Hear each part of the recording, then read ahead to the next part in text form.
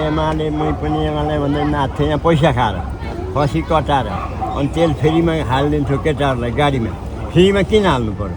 किन हामी मासु भात खानाले मरेका छौँ न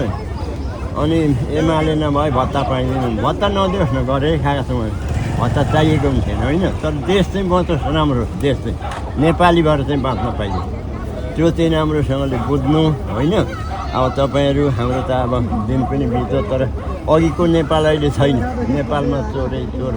फटा को कस्तो हो त्यो बाहिरको कुरा सबै देखिन्छ भित्री कुरा के छ देखिँदैन अब पहिले एमाले